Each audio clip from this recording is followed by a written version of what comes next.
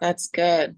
Do you notice, how do you notice that you haven't been doing it before? Like, do you feel it in your head? Is it your shoulders? Like what?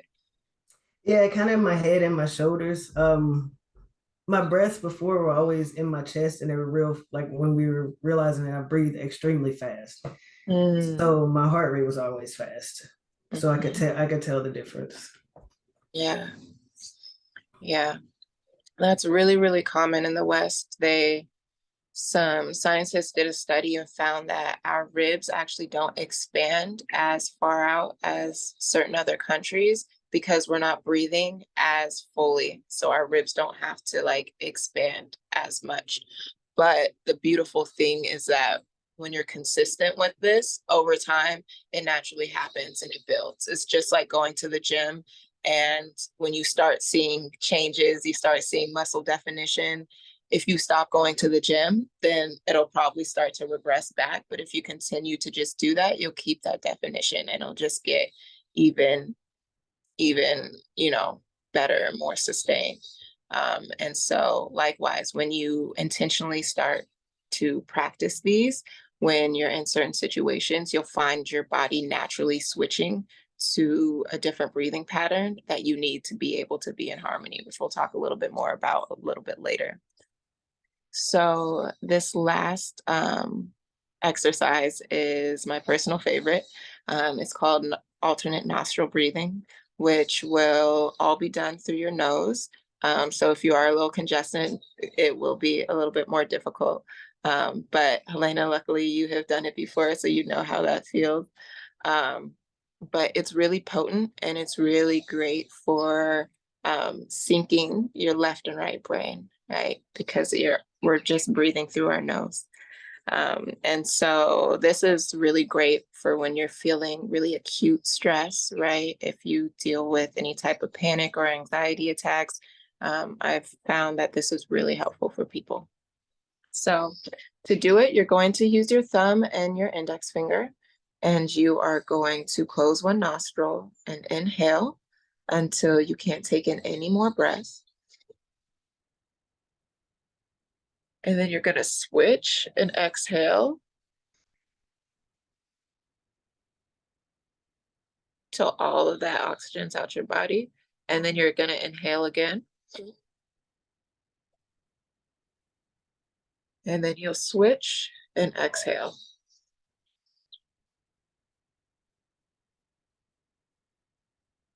This is really great because when you're isolating your breathing, a lot of times when we're sick, we'll notice like, oh, I can only breathe through one nostril.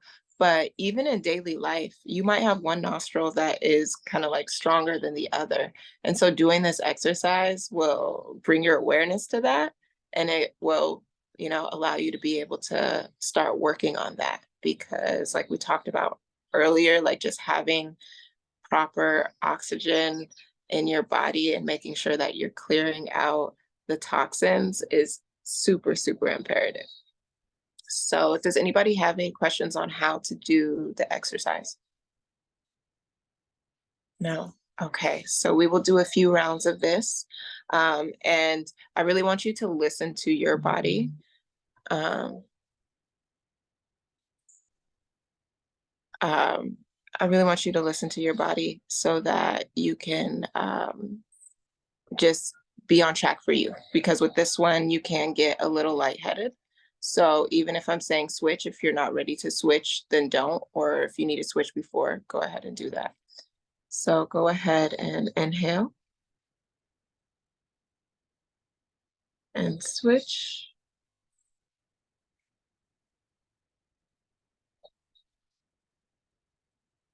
Inhale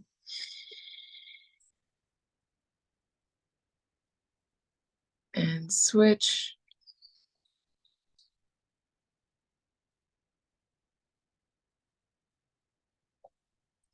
Inhale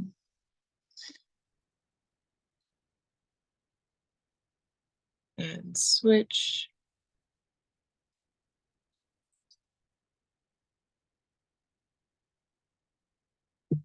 Inhale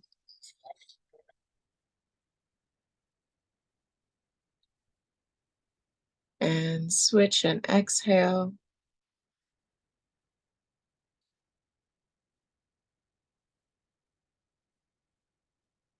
Again, inhale.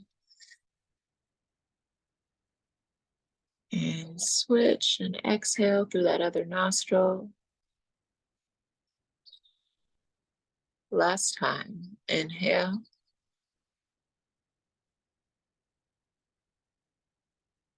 And switch and exhale.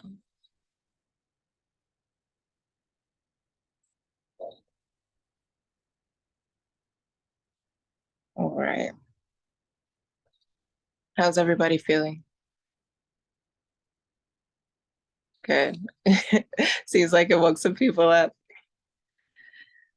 All right. So, does anybody have any questions on any of those exercises? No? Okay. We'll move into the last segment, which is going to be on how to build a sustainable practice. And the best way to be able to do something that's sustainable, right? Something that you can do continually is to break it down into smaller segments, right? So first you want to focus on the immaterial side of things, right? What do you want to see in your life, right? What are you noticing? Why is it that you feel the need to begin a practice, right? These are questions that you start to ask yourself, but then it's important to start writing those things down because life can get really busy and it can be, it can get lost in the shuffle, right? So you want to start having some designated things for your practice. So you want to start by having some type of designated journal. I highly recommend having a physical journal because we use all of these electronics all the time and we don't notice how they affect us because they're always around. And so you really want to unplug. So having a physical journal is the best way to do that, and having someplace where you can go to know exactly where everything is that you're working on, because you want to be able to start having an actionable plan. You want to know what it is that you want to see changed, why that is, so that when things get hard and you don't want to do it, you have something that's going to give you the motivation to push through that resistance. And then you also want to have another portion where you are tracking what's going on. You're tracking the changes that you're making, and you're able to see any progress, right? When you're doing something every day and you're having incremental change, it can be hard to realize how far that you've come. So um, having an outline of the different changes that you want to see, or the things that you're observing are starting to change in your life, is going to be really helpful. Okay. And so the next portion, you want to focus on your body, right?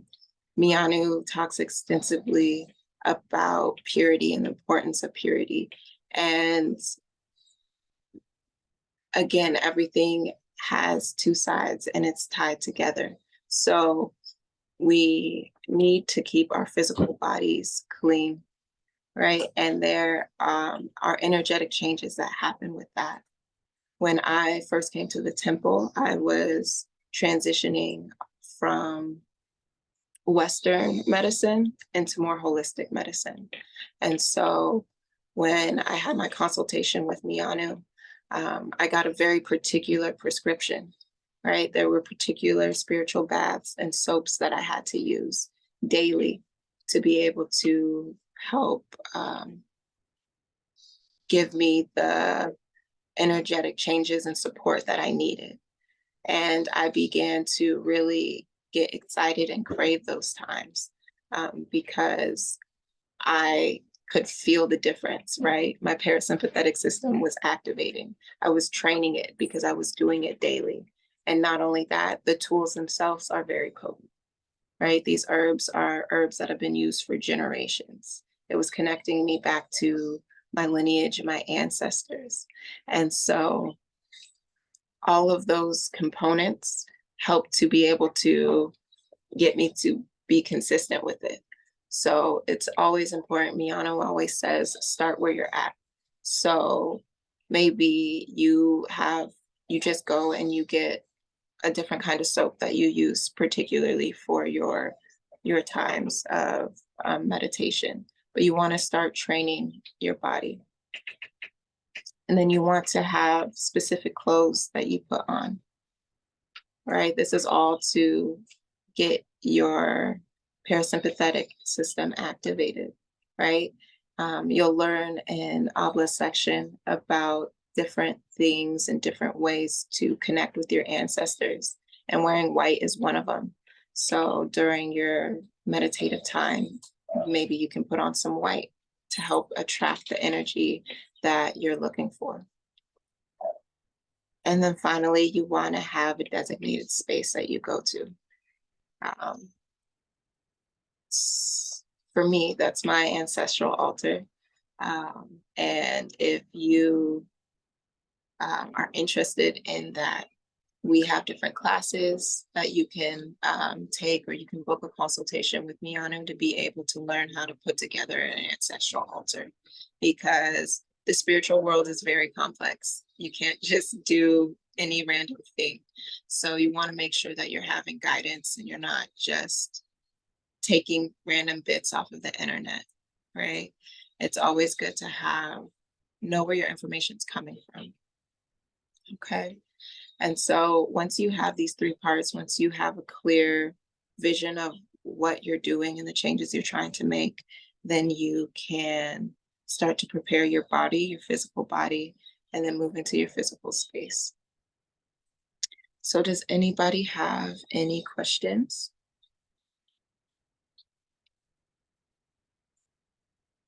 Helena, have you started to, I know you've already been on your journey for quite some time, but have you found any changes in your practice since you've started to It's been an take? evolution for sure. I mean, Yeah. it went from kind of like little bits I knew here and there to I've actually incorporated more. Like my ancestral altars definitely evolved. Like I guess one of the points that was brought up last call I was on was about the water. I guess for me it made sense to change it out and put it into a plant. Hmm. But now I didn't. I guess I didn't know the how long or how Hmm. and nobody ever gave me a straight answer. And you guys were like, "Hey, 24 hours, change it out." And I was like, "Well, that makes sense." Okay, as opposed to I guess what I was doing before. Now it's kind of like a nice daily. Let me go feed one of my many plants, like the water, and that's one part. Or just even yeah, I don't yeah, it's or seeing my triggers with things and yeah, I don't know. There's a lot. Yeah, yeah. And No, it's and all that's good. perfect. That helps me segue into one of the final portions is I have some action items for you guys to take into your week. Okay. I want you to write out the symptoms that you experience when you are activated, when your sympathetic system is activated. I want you to start noticing if your breathing becomes more accelerated or you're starting to dissociate. I want you to have a reflection of that, a daily reflection of that.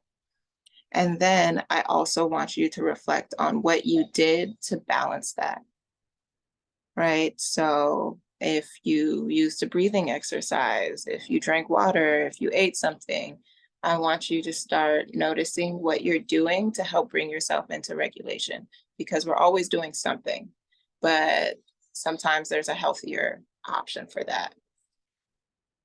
And then, so the first thing is to write out your symptoms when you are feeling triggered or overactivated. And then second is to write down what you do when you're feeling too activated.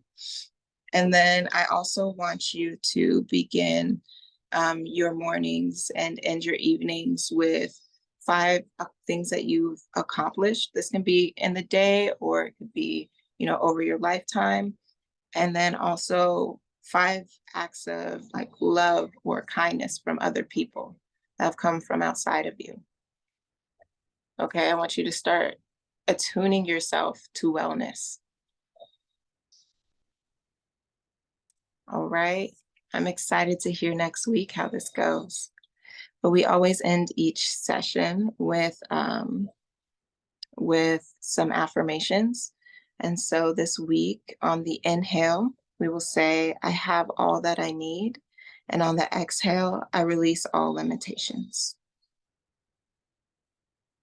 Okay. Is everybody ready? All right. Inhale through your nose. I have all that I need. Exhale. I release all limitations. I have all that I need. I release all limitations. Again, I have all that I need. I release all limitations. I have all that I need.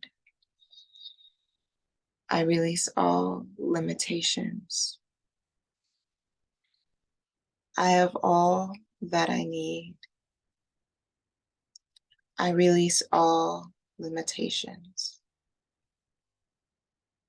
I have all that I need. I release all limitations. Last breath. I have all that I need. I release all limitations. I want you guys to take this feeling with you throughout the week, ground into knowing that you're always protected and taken care of, that your ancestors are always with you, and that you have the ability to make the changes that you want to see in your life. Okay?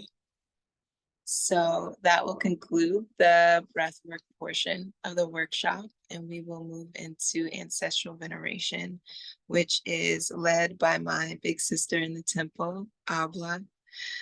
She is a spiritual adept, as well as being an incredible wife and mother, and she has a career. She just is balancing all these different aspects of life. And she has a beautiful way of being able to take in information in different situations and give a practical way of working through that, and different perspectives that you can use to be able to have a deeper connection. And so I'm excited for you guys to get to experience the ancestral veneration portion and begin to delve deeper into your connection with your ancestors. So I give the floor to Abla.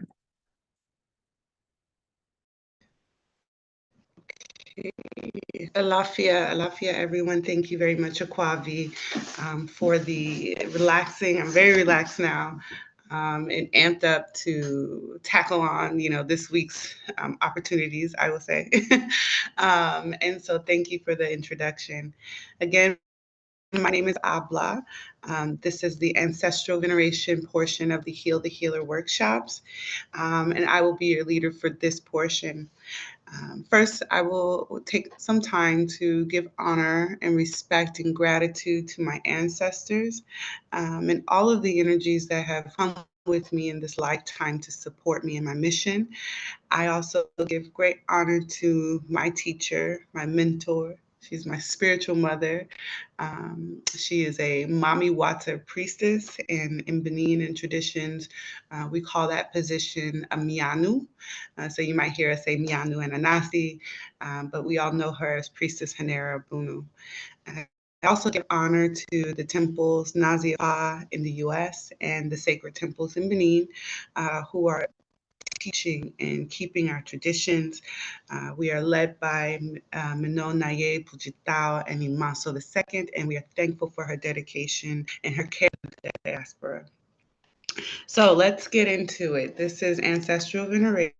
In this class, we're going to go over entry level introduction to ancestral veneration. I know many of us are on our many different paths, and some of us are down the path of ancestral veneration, and some are just starting. So this class is really to develop or reinforce a foundation so that you can strengthen your practice or you can feel more comfortable in starting your practice. Okay, and all right, so first we're going to, in this class, talk about some of the stigmas that are associated with ancestral veneration, because we want to get that out there, right? We want to get comfortable with ancestral veneration in our traditional practices. We're also going to start to overcome and understand why these stigmas exist and what is at the base of these stigmas. And in that, open up the understanding of what ancestral veneration really is, and discuss some ways that we can begin to implement some of the practice on a basis. Okay, so we'll first start with the stigmas. And I want to open up the floor, and you can type it in the chat if you want, or you could say, but I would like to hear some of the stigmas that you ladies have heard when it comes to ancestral veneration, or let's say the negative connotations. I know a lot of people will say that things like it's witchcraft and you shouldn't be doing it, and basically making you feel like God is like against that sort of practice. Right, right. Yes, we hear that a lot. Witchcraft or devil worship, or Helena put in the chat, idolatry.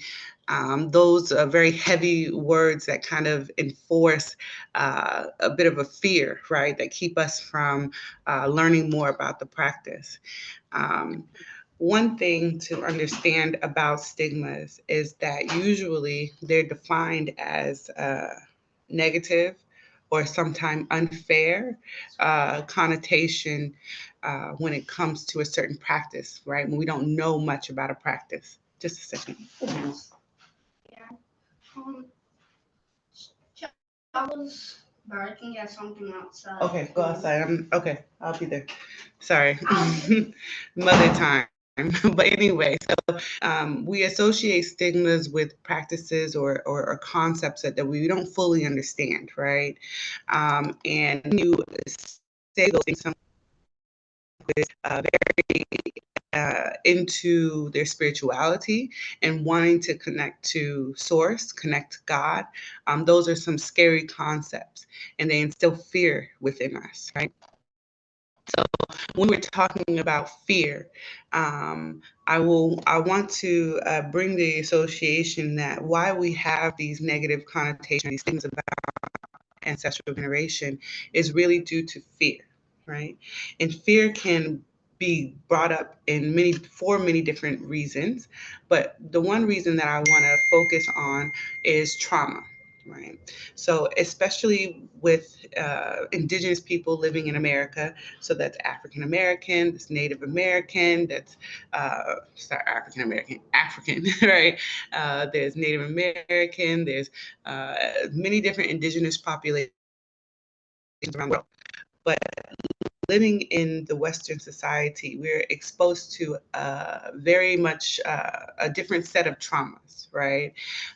When speaking from an African perspective, our core trauma in the United States is deriving from slavery, right? Deriving from the transatlantic slave trade. And a lot of fear and a lot of trauma has been instilled into us, keeping us away from our practices, keeping us away from connecting to our traditions. And in the same way that has happened through colonialism, through imperialism, to indigenous cultures all around the world. And so what we have to really understand is that at the base of these stigmas is trauma due to slavery, trauma due to colonialism, trauma due to imperialism. And all of those isms, your traditions and your culture was stripped away from you forcefully, right? And it was most time illegal, a death sentence, uh, a less opportunities available for those who practice their traditions, who practice their spirituality, um, in this society. So we want to get around that. We want to open up the doors again, because ancestral veneration is a traditional practice for Indigenous people, not only Africans but Indigenous people all around the world have a connection with their ancestors. So I want to talk about Indigenous people and some of the commonalities that we have. Helena, you've been here before. What did we mention about Indigenous people and what was common about them? One of the biggest traits that we all have in common is that we respect nature first and foremost. We don't try to pervert it. We don't try to conquer it. We're not trying to build like they're trying to do in Florida right now, the seawalls. We go, hey, look, that's nature. Yeah, Accept it. yeah. What is that going to do in the long run, right? That is true. That's exactly hit the net. What do you call it? The head on the nail. Yeah. Indigenous people are connected to nature, right? We are aligning with nature on a holistic basis. So when you think about an Indigenous people and the land and areas that they come from, you can see how we are connecting to nature on all aspects. When you look at the terrain, the area someone lives in, you can see that there is the elements that are helping to sustain the existence of people.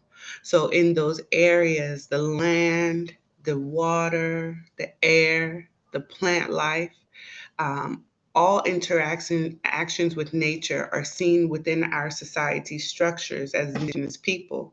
So you heal yourself from the land, you feed yourself from the land. Your interaction with the divine or your interaction with nature is sculpted from what is around you.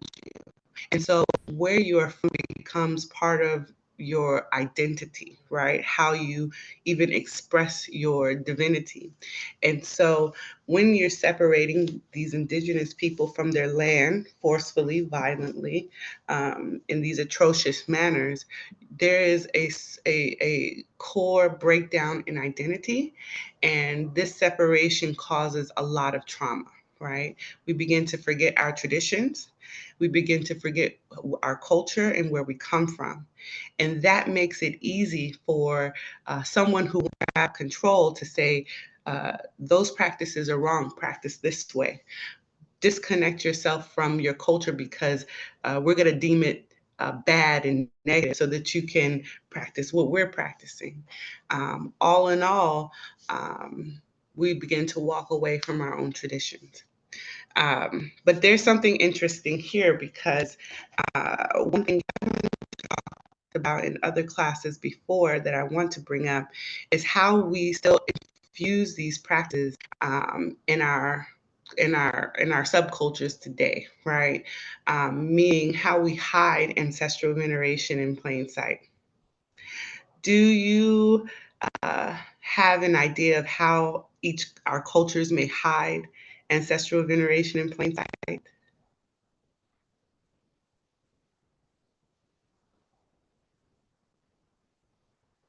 No, no idea. Okay, this might maybe bring you up when you are going to, let's say, an older person's house. And I will say in the African American community. And Helena, this might bring up some memory for you. So let's see. So in the African American community, you go to your grandma's house, and she always has a candy bowl out, right? There's got a candy somewhere, right? Uh, or you'll go to your grandmother's house and she'll always have pictures of old family members all on the wall, right? There's always a picture wall somewhere, right? Or you'll go and you'll see a mantle and they'll have candles and maybe a picture, but it's just like for memory in a way. We tend to connect to our ancestors in a hidden way. And this is also through trauma as well. Helena or anybody, do you remember kind of seeing those things in older people's houses? The candy bowls, the cookie jars, the wooden spoons on the wall. Yeah, so these are the ways. And even in church, right? In the Black church, we use a lot of music, we use a lot of movement, we use a lot of dance, we even have spirit possession within our churches, but we don't call it our traditions. We don't call it what it is. We've forgotten that we've hidden our cultures in plain sight, right? Okay. So, right now we're kind of going over the stigmas and getting a little bit more comfortable with understanding that those associations of witchcraft or idolatry are really scare tactics to keep us separated from our traditions, separated from our culture. So, why is ancestral veneration so important to the healer?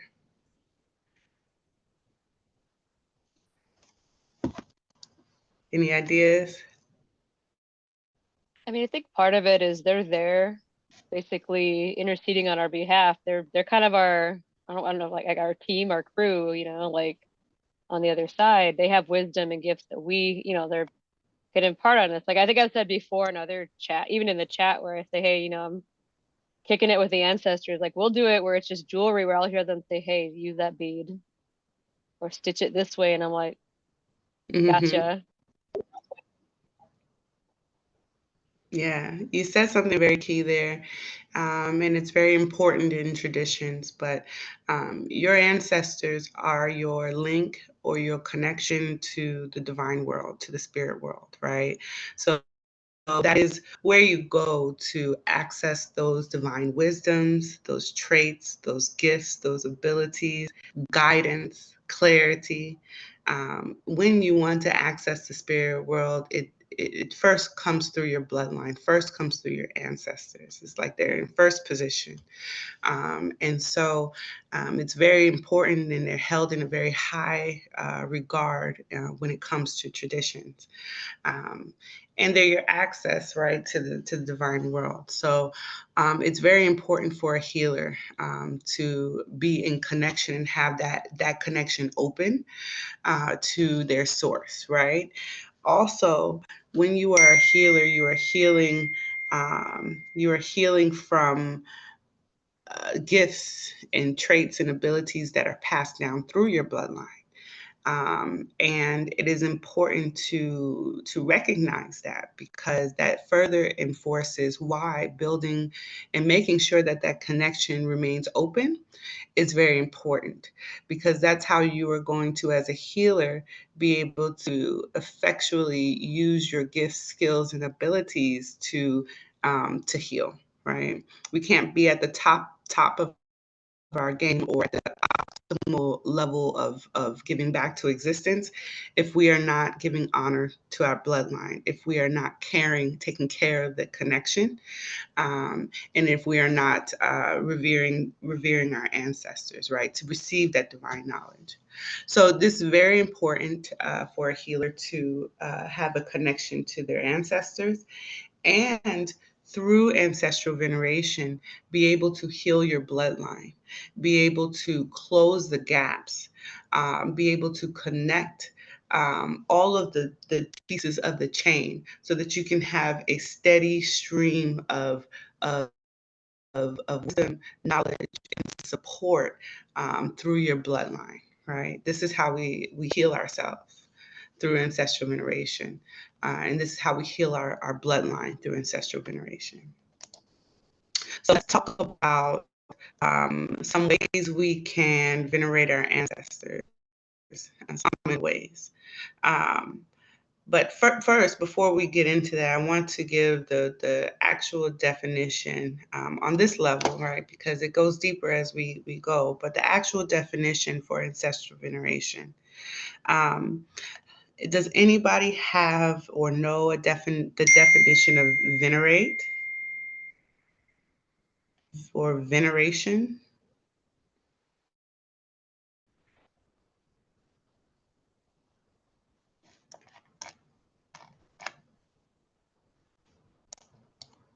Okay, yep, got it.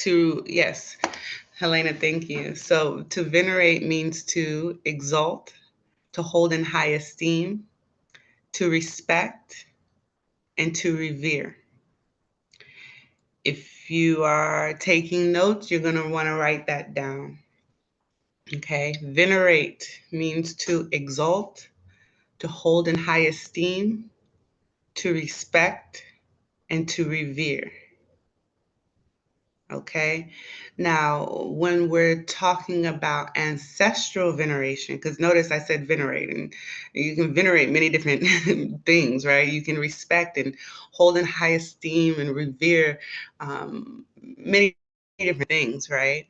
But when we're talking about ancestral veneration, we are saying we are exalting and we are respecting and revering our family members who have passed on to the other side, who have transitioned. Okay. It is those family members who have transitioned to the other side that those are your ancestors. And that lineage goes back from, recent family members who have transitioned all the way back to the beginning of existence. Okay. Those are your ancestors. That is your connection to the divine, to the spirit world. Okay.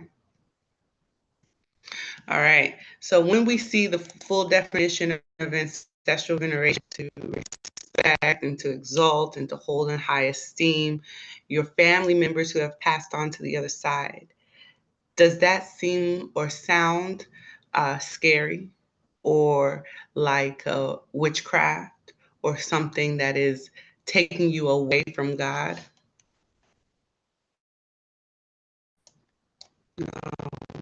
No, not at all. You are respecting to those who have come before you.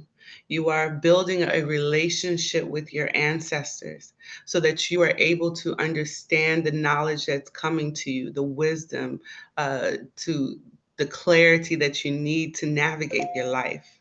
Okay. So how can we do this? How can we venerate our ancestors and make it a sustainable practice? I'll give you a couple of ways. If you don't know already, please write these down, but I'll give you a couple of ways. So we can say their names. Saying their names out loud is a way to honor and revere and give offering to our ancestor. Okay. Putting pictures up, right? That picture wall that we all know about. Putting pictures up is ancestral veneration, pictures of your family members who have passed on. That is a way to honor them. Telling their stories, right? Your favorite auntie, her personality was big. So you're going to tell many stories about her, or tell grandma stories about how she lived her life, or some success stories, or how she triumphed. Give inspiration. That is a way to venerate and honor your ancestors, especially if you are giving these stories to later generations, like your children or your nieces or your nephews. Continuing their works. Helena, you said, you crochet or you bead or you do some artwork. And I'm sure these are gifts that have been passed down to you and you receive guidance and wisdom as you do them. Well, continuing your ancestors' works is another way to venerate them, to honor them. If your grandmother was a musician and now you're a star pianist, that is a way you are honoring your ancestors. If your great grandfather was a farmer and now you have a green thumb and you can't help but just plant things all around you, you are honoring your ancestors in that way. So that's another way. Cooking the foods that they liked. That is another way to honor your ancestors. My grandfather on my father's side, um, weren't very close, but he was always fun. I loved him. And I learned that through this process of ancestral veneration, I think it was one night I said, I need to make an offering. And it's the beginning of the year. And what do I make? And so I called my grandmother and she taught me how to make black-eyed peas because my grandfather loved black-eyed peas, could eat them every day, So now when I want to give offerings, I give black-eyed peas. And actually, I could eat them every day. It's weird. But yeah, so cooking the foods that they like, giving offerings, um, naming our children after them, wearing white. So Kwavi mentioned that, you want to have certain clothes like you want to wear white. Well, we know that we know colors give off and receive vibrations, right? Vibrations or frequencies, let's say. And so the frequency of white is a frequency that will call the energy of your ancestors to you, right? So when you want to connect to your ancestors, when you want to meditate on them, when you're doing your breath work and you need their guidance, you wear white. And this helps draw the energy of your ancestors. And of course, because, Indigenous people all over the world, music, dance, drum, those are the ways to also honor your ancestors, especially if you have that talent within your bloodline. Okay, so these are some simple ways that we can honor our ancestors. Of course, the big tamale is the ancestral altar, right? And we'll get there. But I wanted to give you these ways because for us just starting, sometimes an ancestral altar is a big concept, but we can surely and naturally commit to saying our ancestors' names and learning them or finding out stories. And in doing so, we develop a practice of even self-discovery, right? Because as I mentioned, ancestral veneration is a bloodline and heal your ancestors and connect those gaps. But it's also a way for you to heal yourself, right? Because you are a combination of all of them. So any gaps, any traumas, any things that need to be fixed, manifest and show up in you so you can fix them, so you can fix them. Okay. All right. So now we're coming to the conclusion of this workshop, this portion, right? The ancestral veneration portion. And I know you received a lot of homework and I want to give you some more. I know, I think last time I asked everyone to start their family tree. And I will say that for the new ones here, definitely number one homework for this portion is to start your family tree. So that means finding all of your, as much as you can, family members on your mother's and father's side, living and non-living. We want we want everybody in your tree. So grandmas, grandparents, aunties, cousins, uncles on both sides. Okay. Then I want you to, number two, start a journal. Because in your finding your family tree, which means you can be asking family members, going through census records, going through library databases, but in that you're going to want to journal because this is going to be investigative. So you're going to want to take notes of where you're at. You're going to want to take notes of connections that you're unsure about that you need to further investigate. There are going to be feelings that come up. There are going to be traumas that you're going to identify that you can heal or focus on, right? And there are going to be a lot of questions. So you want to get that out, right? Because here, as you're going through your search, you are being guided by your ancestors. Helena, there have been mentions in previous classes of difficulties finding your family tree. What was the advice that Priestess Hanera gave us if we don't know our family? Actually took notes on that because I was thinking about that. I think I was the one that asked about it. I mean, I think she was also saying even just to call out like their title, like, hey, my auntie, my great auntie, things like that. That was one of the Mm-hmm. big ones.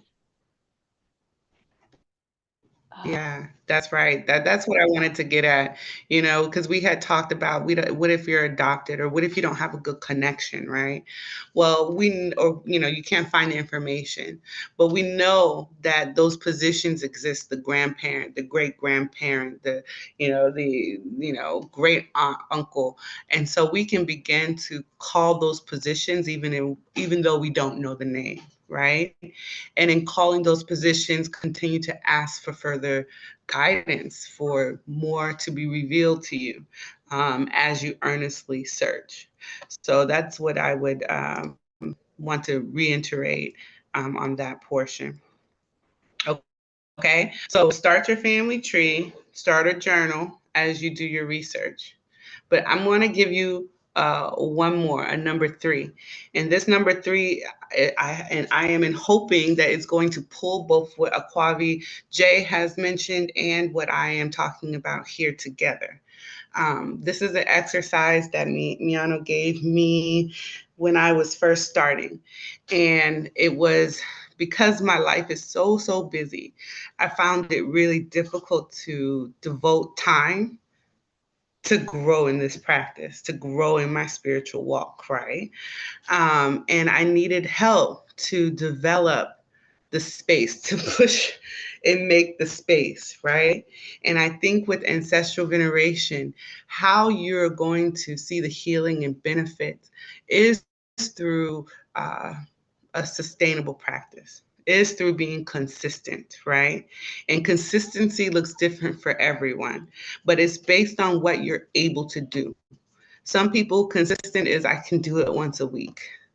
Some people, consistent is I can do it 3 times a week or even every day. But what works for you is if you're doing it on a schedule. So this last piece of homework, I want you guys to pick a day throughout the week, one day, where you spend, I'm gonna give you 2 hours, where you spend 2 hours doing nothing. Okay? Like 2 hours, you can choose, and I'm gonna ask you which one you want to choose. Not talking, being in nature, or reading, feel like doing something to fill your mind, consume something good, right? That's gonna help you. Okay? Or reading or journaling, right? So one day out the week, take 2 hours to yourself, and either no talking or TV, right? Reading or journaling, or being outside in nature. Which one are you gonna do? Chanel?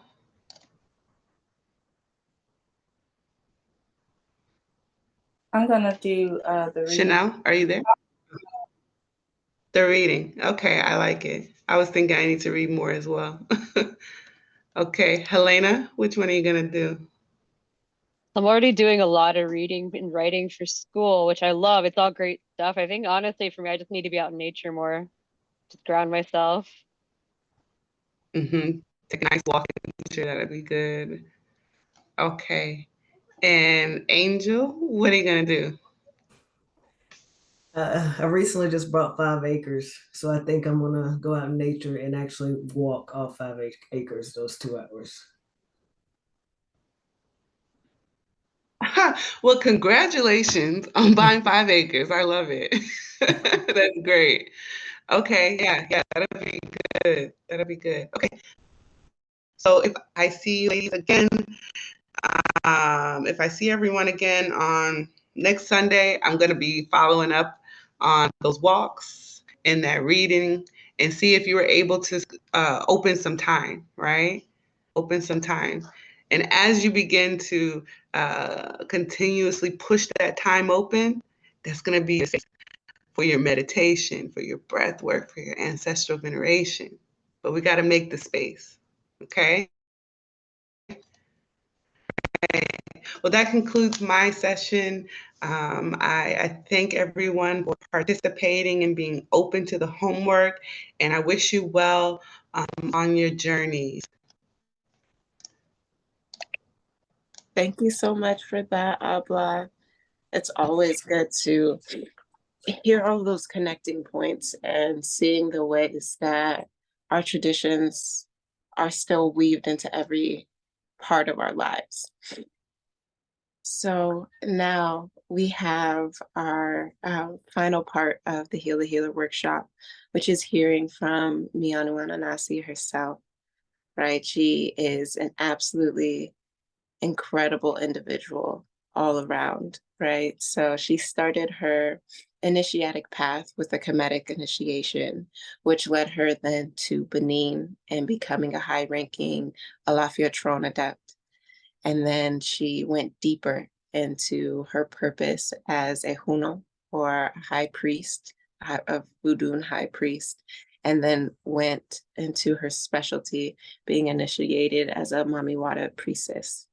Along with all of those amazing things, she also is a mother of 5. She's a CEO of 3 corporations.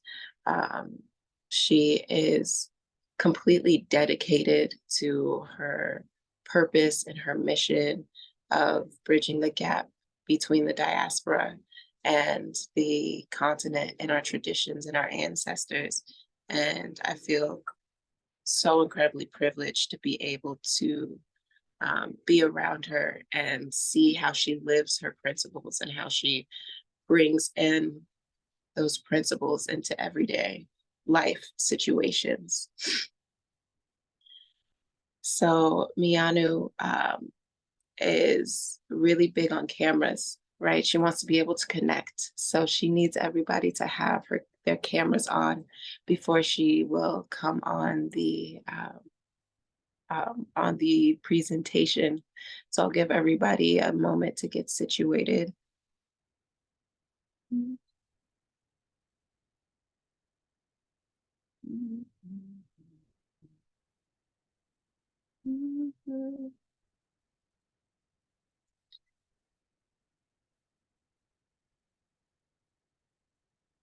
Chanel, are you able to turn your camera on?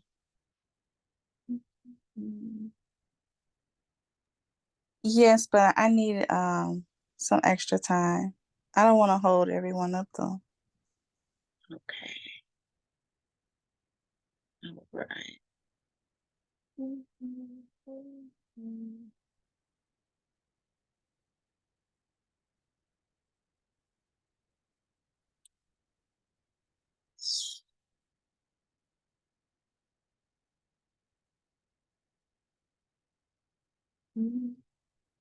So as everybody's getting situated, have you guys been able to start kind of thinking about how you're going to be able to integrate some of these things that you've been learning into your week? Yeah. I definitely am going to really begin to carve out my family tree and make it more beautiful, more than just a list of names, and see if I can maybe find pictures to go with it, just going deeper into that time. Something I ended up doing, so where we're from in Mexico, it's kind of on the edge of 2 different indigenous groups, the Chichimec and the Mexica or Nahuatl. And I've actually reached out to my family in Mexico just to be like, hey, they don't talk too much about great great grandma and which tribe she was from. I just knew she was from a tribe, and Mm. they're actually gonna help me dive into that part because it's not like it's not officially recorded in Mexico. It's kind of like, you know, like contemporary stuff. They don't say if you're like yeah your tribal affiliation. That's They're gonna help me amazing. figure that out because then that helps me figure out what traditions I mean I have an idea right now. It's kind of like there is like generic following, but like actually really get into specific. Yeah. Well, I'm happy for you and excited to hear more about that. So it is good to see everyone, and we will now hear from Mianu Ananasi.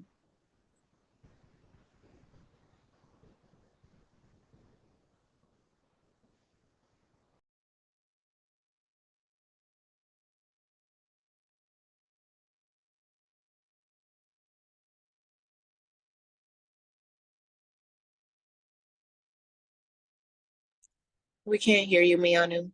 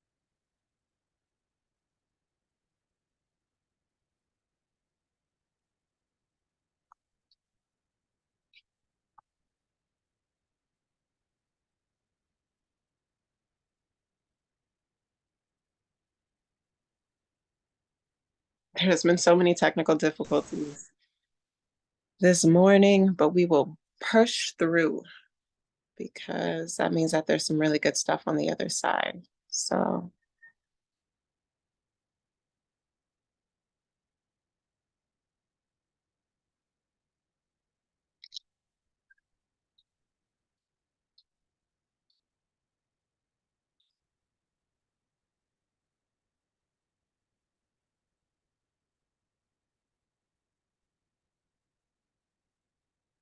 no, no.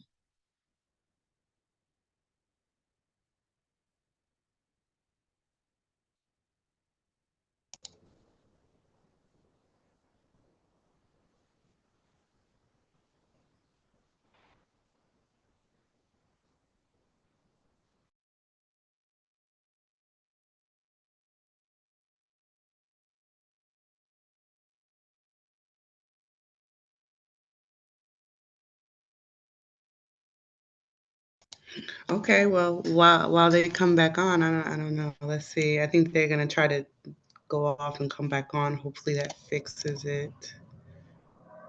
Oh, no, we still can't hear you.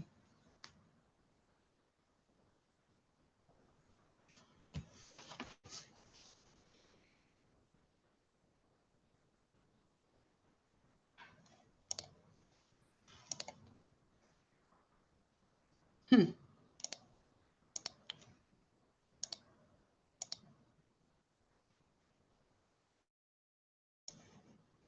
Okay. All right. Well, we'll figure it out. We'll figure it out. Um, well, I guess I'll ask. Has anybody started their family tree before? Like, where are we on ancestral veneration? Angel. So I did that ancestor DNA thing. So I have my mom's side all the way up to my great great great great grandfathers. Um, my dad's side, that's when I discovered that my father wasn't my father. Oh. So yeah, so I'm Mm. kind of at a standstill there. But on my Can mom's you hear side me is now? Yes, we can hear you. Okay. I apologize about that. Thank you for being patient. I came in and interrupted some good conversation. I apologize. I'm greeting everyone. Um,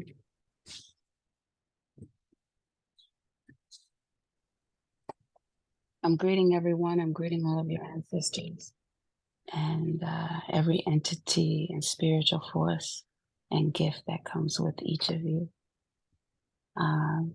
Giving honor to um, Nae, the matriarch. Back in Africa, I'm so grateful to be chartered from her to help the women of North America. So, no matter where you're coming in from today, um, just know we are building a community and a family. And I hope to see you all in person at some point. That would be good. And where are you guys coming from? Helena, I know you're local. You're here in California. Angel, where are you coming from? Alabama. From Alabama. Alabama? Mhm. Alabama, welcome. Abla, I know you're in Texas. Aquavi, I know you're in California. So now, where are you in the world today? I'm in Forest Parks, which is like about 10 minutes outside Chicago. Okay, Chicago and Alabama. This is good. You ladies, this is your, oh, I'm sorry, I'm used to ladies. Angel, how do you identify?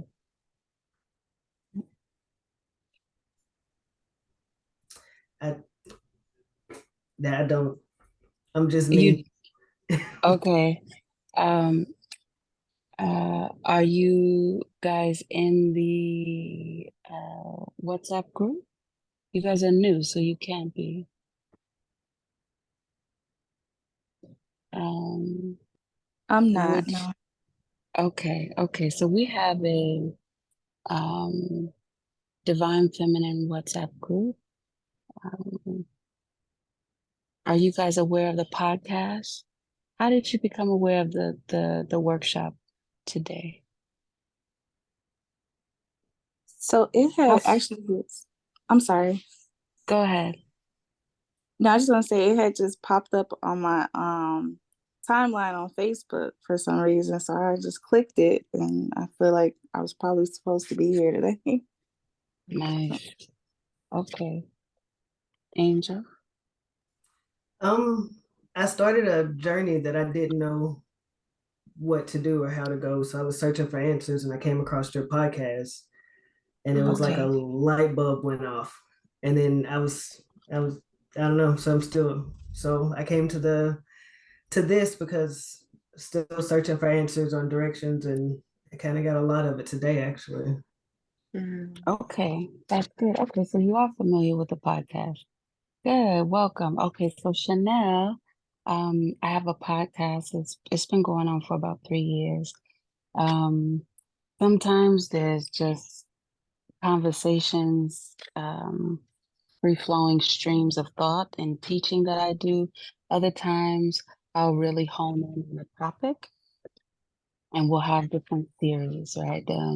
There's an ancestral altar series, there's a communal living series, there's a role of a woman series, there's a gender series, uh there's a lot of different series out there that I have spoken on, and there'll be more series to come. Um, and so feel free to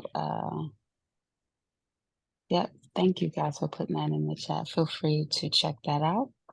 Um, okay, so Angel, your family. Yeah, get you your yoga mat and your lemongrass tea. So you can come on in and come on now, you family, you listen to the podcast, you know. Okay. So uh heal the healer. So that helps me understand where you guys, how you got here when it comes to the Heal the Healer series. I will tell you, this series was birthed out of a divination. The ancestors that govern over the temple, they said, you need to go out there and make yourself available for the people. And there was such an outcry with the festive that we had in Houston, with the Heal the Healer festival there, that we kept the title. The elders approved the title, and they said, now you go and draw the people, and they're out there. My daughters, my family is there. Me as a priest, I've taken an oath not to turn back any of the Divine Mother's children. And there's not a human being out there that's not a child of hers. And so,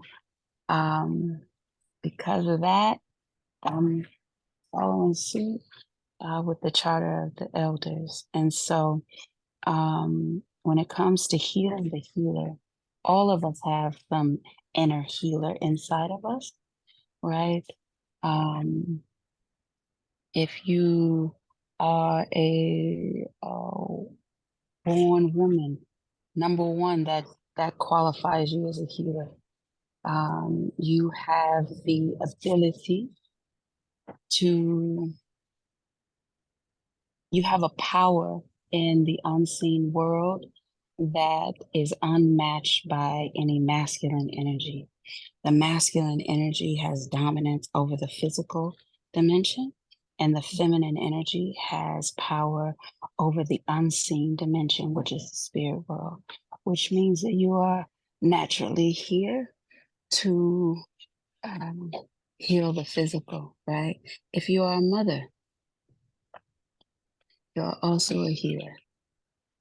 You are the family's first healer. Okay, mother, sister, auntie, you are the family's first healers. We are the nurturers. We are the restorers. We are the ones who bring balance. We are also the first teacher. And so, in order to raise the consciousness of our society, you have to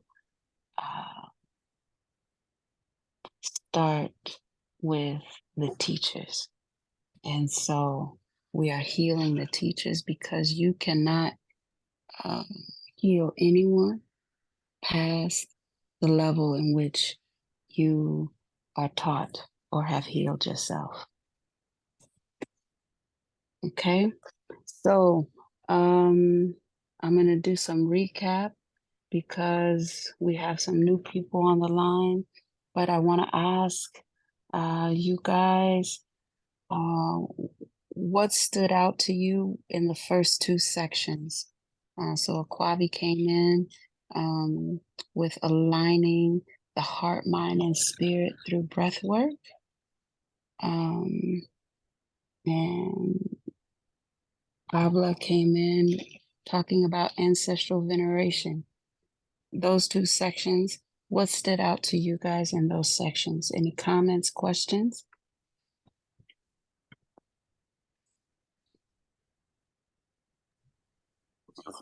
I think for the first section, she talked about like wearing white when like you meditate. That was something like I had never thought of or known to do before. So I definitely wanted to like implement that into my practice, just because like what was shared about like, the colors that, emanate different frequencies, and that being a good way to like draw in your ancestors. And then from the second piece, I think I kind of realized that a lot of the stuff that was suggested were things that I was already kind of doing, which I had never really like looked at that way. I'm always like a little bit conscious about, oh, am I doing this right? And that sort of thing. So I think that that was really helpful for me to get that perspective, like as far as like just continuing their work, saying their names, and sharing their stories and things like that. So, and I also started the family tree as well a couple of years ago. So it was just really helpful to hear those things and to know that I'm on the right path. Okay. Um,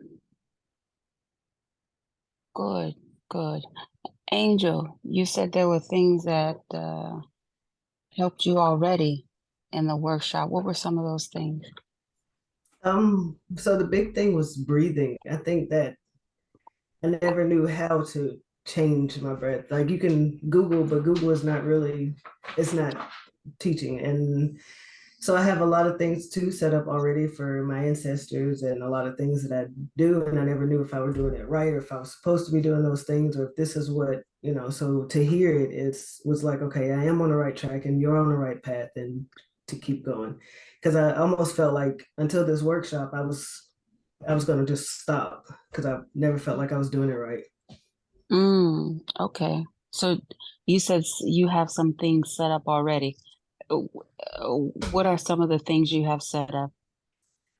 So for my uncle, he was a farmer. So as far as the land, this I was not one thing. My ancestors, I wasn't gonna buy this house, this land. And so I sat down one day and I talked. I said, "Is this where I'm supposed to go?" I avoided it. So this land for me is one of my uncles because this is something that he wanted. So outside, I set up on a tree. I have actual his handkerchief from when he passed in a picture that's out there Mm-hmm. because I felt like this was where I was supposed to be. I didn't want this. I didn't want this land, and here I am. So it's kind of all coming. This is coming. I'm almost. I feel like I don't know. I can't explain it. I almost want to go outside and just run through the land and scream. Just No, so that's a really good sign, and I smile because a lot of times in this work we find that there's different genies and deities, and sometimes ancestors will gravitate or take on uh, possess trees. And so when you say you were gravitated to a specific tree to give honor and admiration to your uncle, and that was just you being guided in your intuition, it just makes me smile. Stay listening to that same voice that told you to go there. Yeah, yeah, that's it's the good. big, it's the biggest oak tree I've ever seen in my life, and it's right in my front yard, and I mean, it's beautiful. Mhm. Okay. Okay. Um, okay. So, heal the healer. Helen, last time you were on the call, what did we go over? I want to know where we left off with you, because I think it's been a week or two also. Let me I know wasn't on last the thing you call. Oh, remember. yeah. I wasn't on the Mm-hmm. call last week just because my school term just started this week.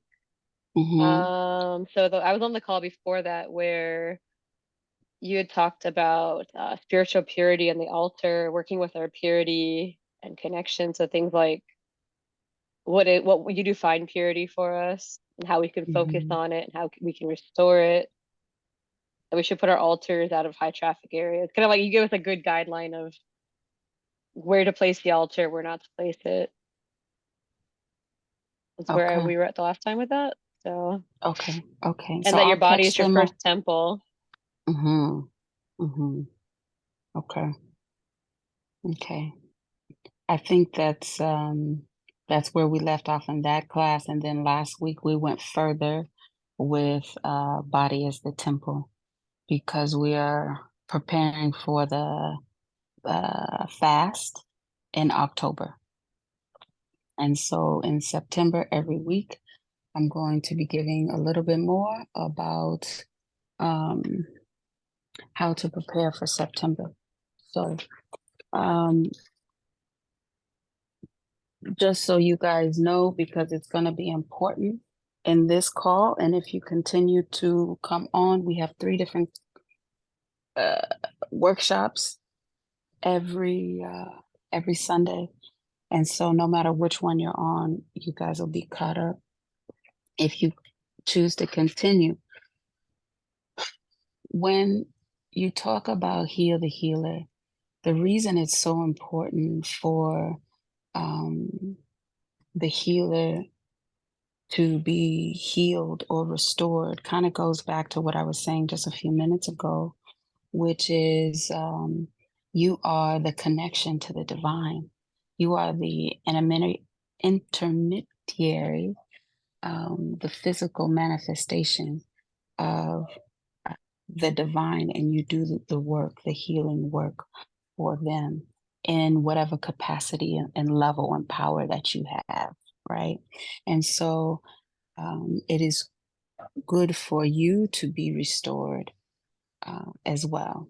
Okay, you have to be restored because you are always giving to the community you serve. You're giving to the family that you have. You're giving to friends, and because it's so natural for you to give, you're always kind of depleting yourself in one way or another.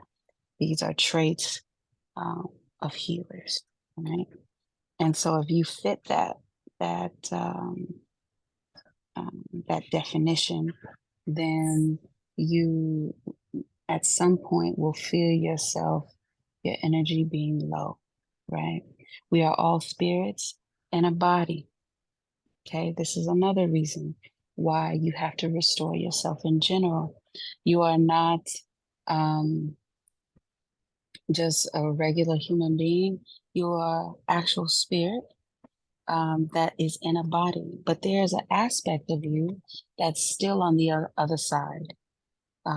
Whether you know it or not, that is true, right? Whether you believe it or not, that is true. As a priest, I can call your spirit.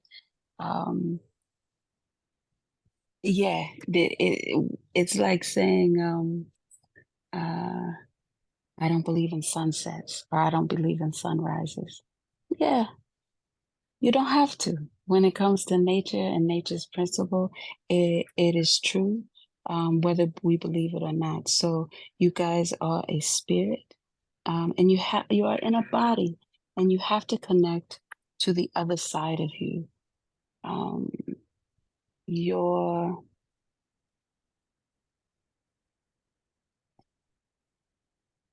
other side, as well as your ancestors, the divine world. We can always go up all the voodoo. They have aspects of them that are different than us because we are in human form. Okay? Because we are in human form, we have this body, we are a spirit and a body. There's certain things that we have to do that we don't have to do when we're not in reincarnation. And this is where Helena was saying I went into different forms of how to take care of yourself and what to do with your altar. The human condition says that, oh, my baby, you guys know I'm a mom of 5. I got a little one in here. The human condition says that we have to, the human condition says that we have to do certain things in order to survive, live on for generations and generations and to exist. And the 3 things that we'll go over in this particular workshop, and I'll go over them quickly. Unless you guys have questions, I'll go into more detail. The first thing that we have to do that spirit or the unseen world doesn't have to do is we have to eat, right? we have to eat. If we don't eat, we don't live for a certain amount of time. That's something we have to do because we're in this body. Another thing that we have to do is we have to eliminate. We have to eliminate.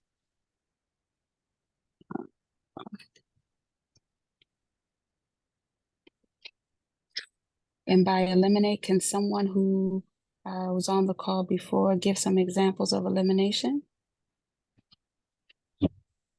So there would be sweating, there would be basically going to the bathroom, urination, defecation, getting all the impurities out of our body. Right, right. Hair loss, going to toilets, any of those things are all a part of elimination, okay? Even down to, as a Quavi's section, breath, right? When we breathe, we burn off the impurities on our lungs, okay? Breathing is something that we do to burn corruption, okay? The third thing, so the first thing was eating. The second thing was elimination. And the third thing is reproduction, right? We have to have sex. Is there anybody on the call that did not get here through a mother and a father coming together? A sperm and an egg. Is there anyone on the call that came here a different way? They like to tell us that there's a stork and the stork drops off babies. That's another falsehood. There's a couple other falsehoods in this society that they like to tell us, like about an Easter bunny and a man in a chimney. There's a whole lot that they like to try to tell us. No, the masculine and the feminine energy had to come together to create, and that's how we are here. Okay? And so because of that, that's not something we have to do in spirit form. We don't have to have sex. We don't have to do that in spirit form. And so when you take those three human conditions, we can apply them across different aspects of our spiritual journey. Okay.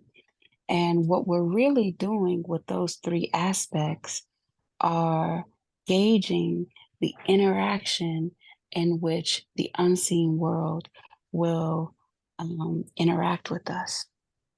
Okay. And the gauge in which, or the measurement in which the unseen world will interact with us, that word is called purity or spiritual purity. Okay, that's important because if you guys come to another class, I'll ask you about that definition. Okay, that is a definition that will help you even if we never speak again. That is a tool that will help you in your walk. Okay. Any questions?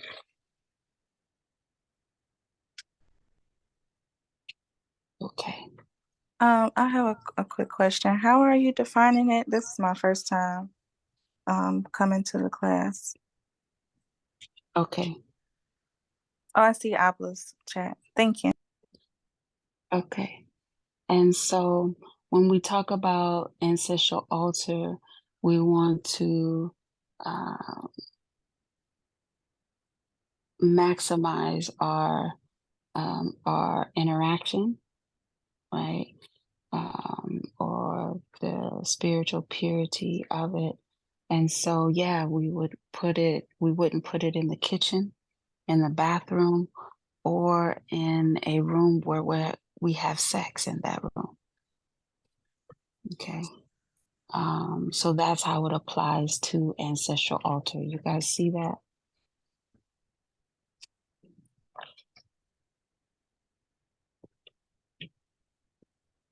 Yes, no, I can't see. Move your forehead, give me a thumbs up. I could just see. Okay, good. All right, good. Thank you, thank you. Okay. You guys are a quiet bunch. Um, the more interactive you are, the more I'll give. Other than that, I would just say it's 10 o'clock and we do 2 hours. So if you guys are engaged and you want more information, I need your energy. Otherwise, I will let you go about your day and prepare for the next session. You guys let me know. Hmm.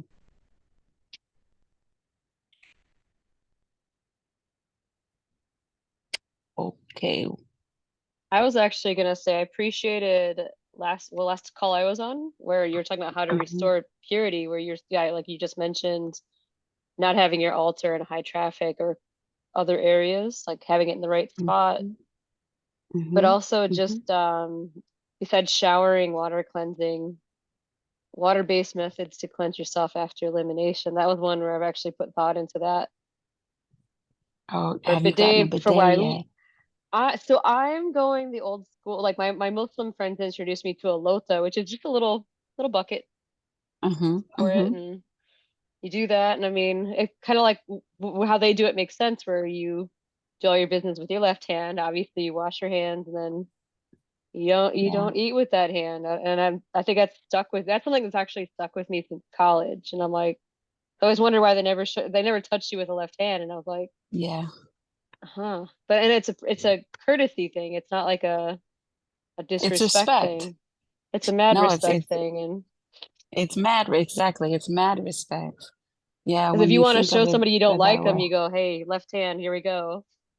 But that's like fighting words. It's like Right. I don't want to try and go that direction. So Let me tell you, Helena, I've been in the bush, right? I've been in the bush. You guys know I'm a bush baby.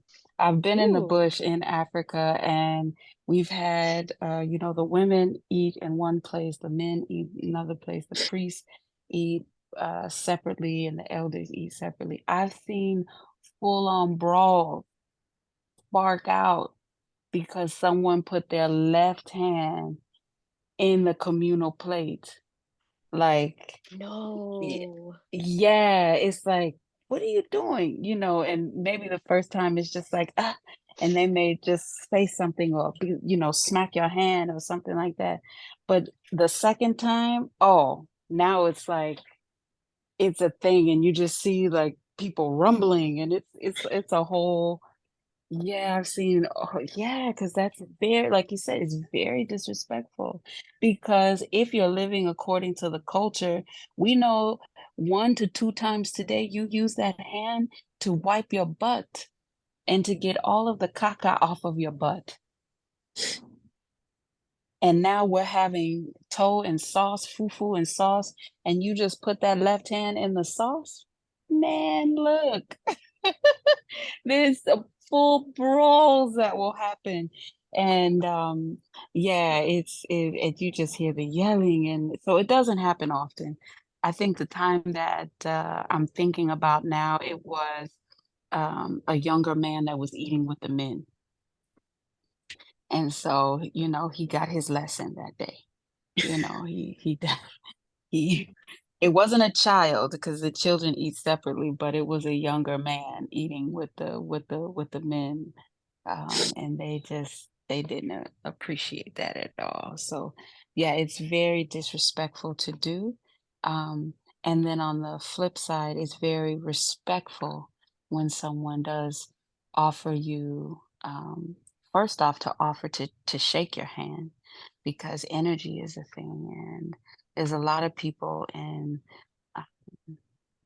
uh, traditions that don't touch at all because of energy. And so if someone is shaking your hand or giving you a hug or something like that, some type of physical embrace, then for them to extend their right hand to you is just a sign of respect.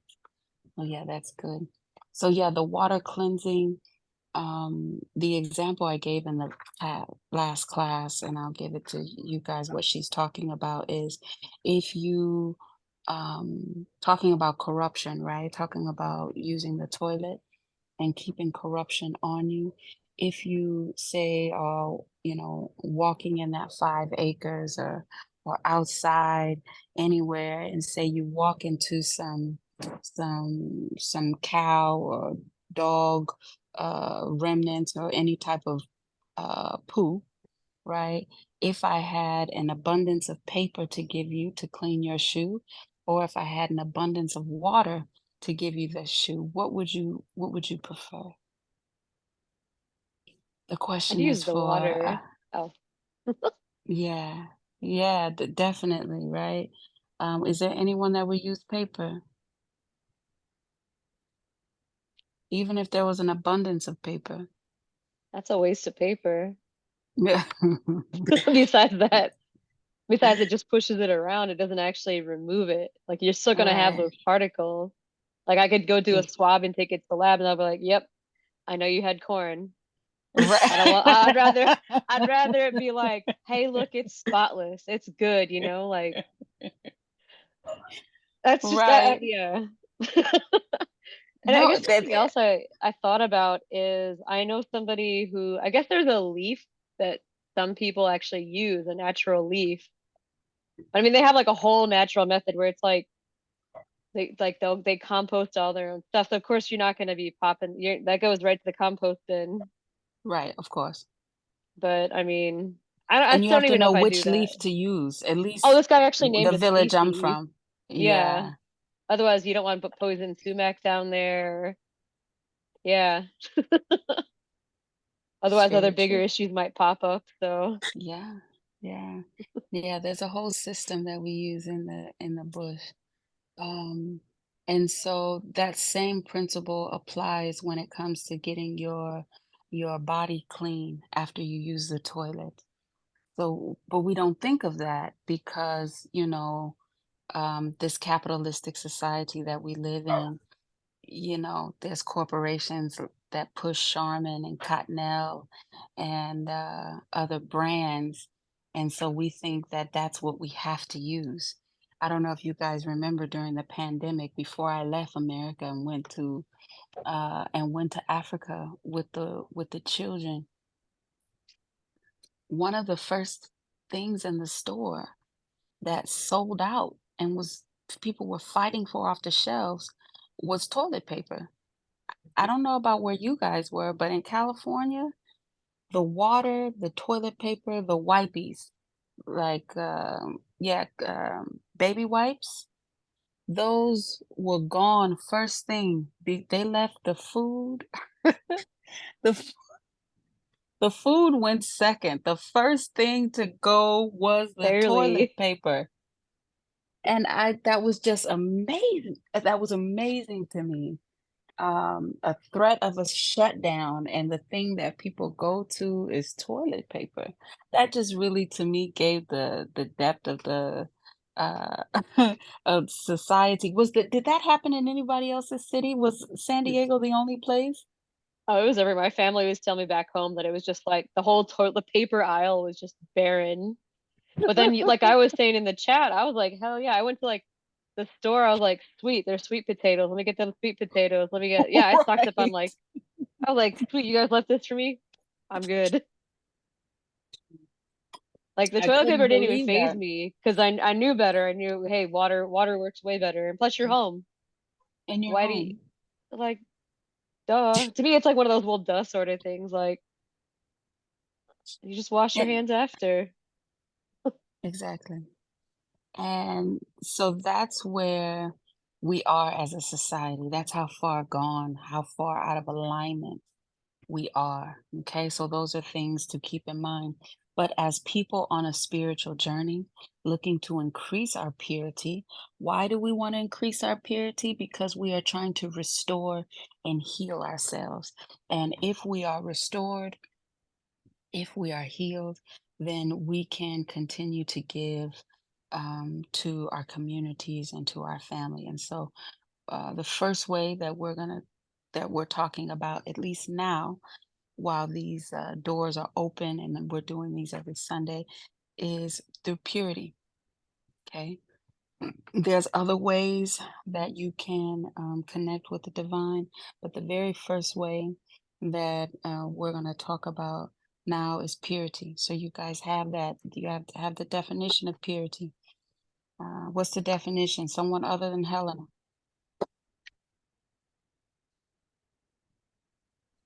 You said it's the way the spirit world engages with us. The measurement. Yes. So your level of purity is directly correlated with the level in which the spirit world will interact with us. And so the thing is to understand what is pure and what is impure, right? And as you walk the spiritual journey, you'll start to uncover some of the falsehoods and some of the dogma of religion and some of the falsehoods and um, lies of this kind of society. And that's our enlightenment. That is our knowledge. That is our power. And that will help you really be rooted in truth. And when you're rooted in truth, you can go through and navigate through this society and not have your life or spirit be shaken when you see certain things, right? You won't rush out to Vons and Smart and Final and Pack and Go and be worried about toilet paper at the threat of the next shutdown. If anything, you'll start to dig a hole in the back of your backyard and try to get a fresh water source, you know, and make sure that you can tap into water from the earth on your own.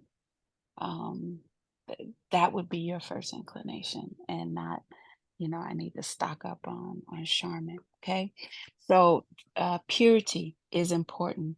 Now let's take a little bit of time because we got another one that starts in 40 minutes. Let's segue, and because Helen, I know you're here for the cleanse. You're going to do the cleanse with us in October. Angel and Chanel, you guys are welcome to do the cleanse with us. Have you guys fasted or cleansed before? Do you guys fast or cleanse? No, I haven't. Are you interested in it? Yes. Okay. Okay. Yeah. Chanel, what about you? I've fasted before, but probably not since I've been like on this journey. So I'm kind of like, I guess, interested in hearing like how you plan to do it. Okay. Okay. Okay, good. I would suggest for you guys to join the WhatsApp group, because we have dialogue and chat more throughout the week. It's a community of people all over the US. We do have some people in other countries in there too, but again, my territory is the US, so we're primarily in the US all over. And we help each other on this spiritual journey. We also come together for different events. We come together for different rituals and that are led in different parts of the country. Sometimes I'm there. Sometimes I'll pop in after and surprise you guys. Um, it it just all depends on if I'm in the country or not. So if you guys are interested in joining the WhatsApp group, which I highly suggest, um, either put your number in the chat or give it to Abla and she will add you to the chat um, in the WhatsApp group. You have to, do you guys have WhatsApp? Okay, okay. Yeah, just put your number in the chat and Abla will add you. She'll do it right now, actually. And then if you guys want to join next week, normally what we do is put the links in the direct links in the chat group. That way you don't have to go to the website and go through all the things that you probably went through to get here today. Okay, so let's talk about the cleanse, right? So when we talk about the cleanse, um, we're talking about the first temple. So we're going to do a cleanse of our first temple, ourselves, our body. Do you guys know that your body is the first temple? Yes. Okay. So your body houses a spirit, right? A temple is a place that houses the unseen world, that houses um, different spirits or deities. Um, and your physic, your body is a house for uh, uh, divinities, voodoo, spirits, ancestors. All of that is housed right here. And so it's important to keep this house, to keep this temple clean, right? So when we talk about the three things, let's talk about how to keep your first temple clean. Okay, so when we talk about eating, and by clean, we're saying increase purity, right? So, how do we increase the purity of our first temple? Okay. So, we know that purity is a measure in which the unseen world will interact with us. So, in order to purify or increase the purity of your body and your connection to the unseen world, there will be periods of time where you need to fast or go without eating, right?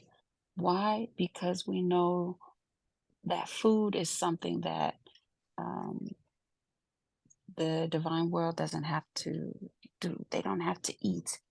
Do they take the essence or the energetic component from an offering? Yes, but to sit down and chop and chew and swallow and do and then eliminate, they don't have to go through that process. Okay. And so when we talk about doing a fast, the reason we fast is to increase our purity. And so when it comes to fasting, there needs to be a period of time where you're not eating. The fast that we're going to do in October, um, and Helena, I'll give you the homework, and you may know what your homework, the answers to your homework, so you can give it on the call. Otherwise, you can give it next time we meet. But the homework I gave last week was for them to decide which type of fast they were going to do. Okay. So there's three different types. The first one, which is the one that me, Aquavi, and Abla are going to do. We're going to commit to, I think Aquavi may do the second one, but the first one, definitely me and Abla are going to do is no eating from sunup to sundown. Okay. No food at all from sunup to sundown. You can drink water, right? Because we know water is cleansing, water is life, water is spirit itself. You can definitely have water. Um, Water will help move the toxins around. They will help flush the toxins out of your body.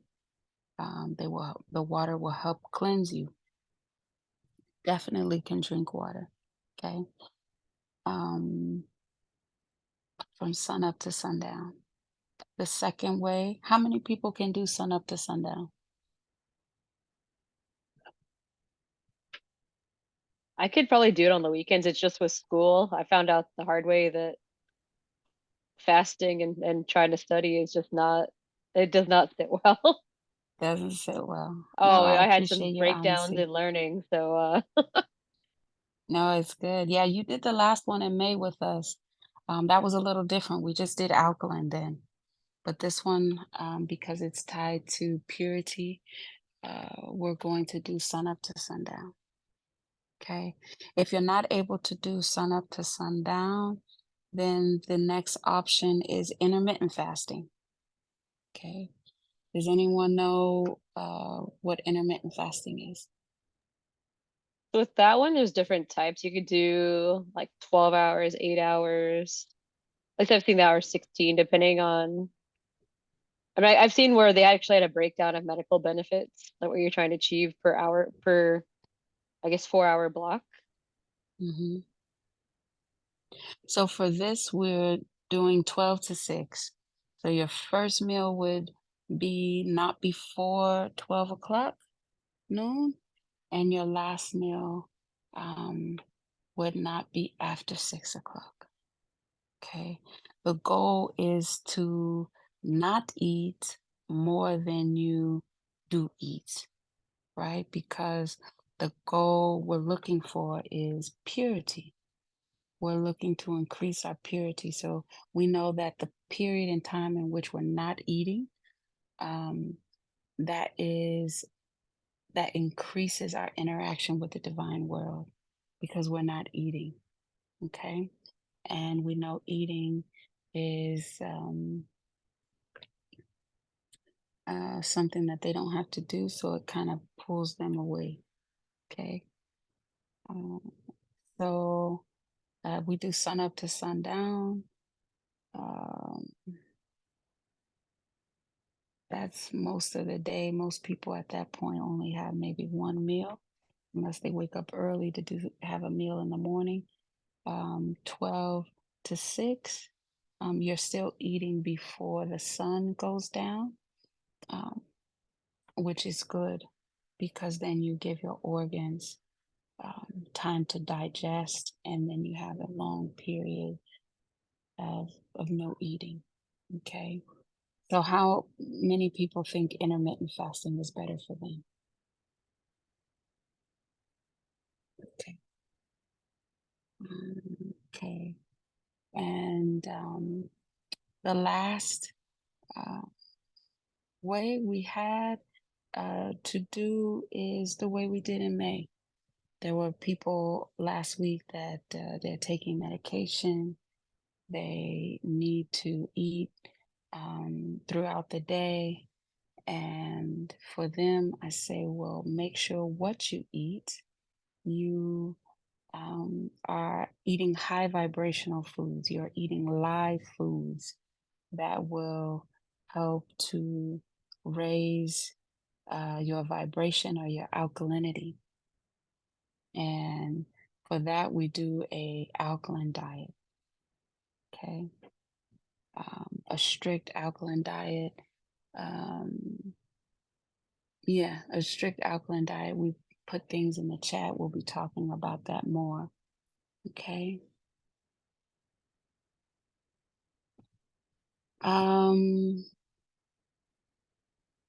Chanel and Angel, of the three, which sound is more appealing to you? Do you?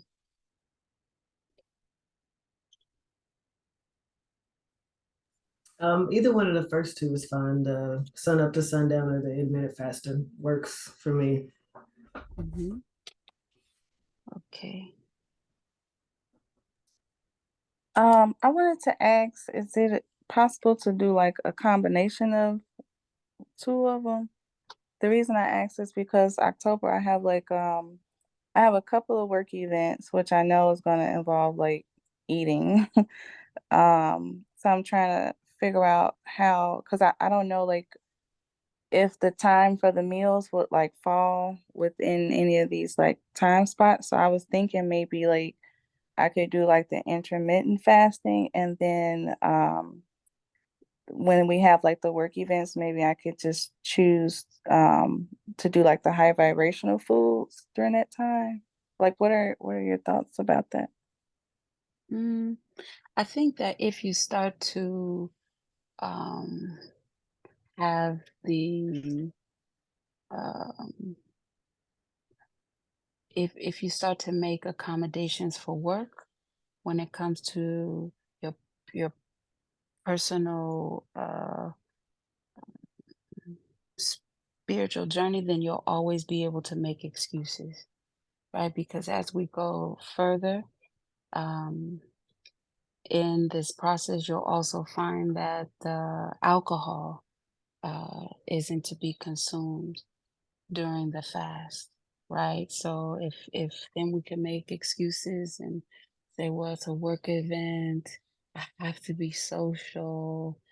What if I don't go out with them, right? We know. So I think that it really just has to be a mindset that's set, and this is like you have to set boundaries. You have to say this is the time for myself and stick with that. Otherwise, you'll find yourself slipping further into corruption. So to ask me, um, uh, what's the best? I would say to have discipline and struggle and suffer during that time. And why do I say struggle and suffer during that time? Anyone on the call know why I say that? It might be Abra or Kwabi that answer that. I said it last week.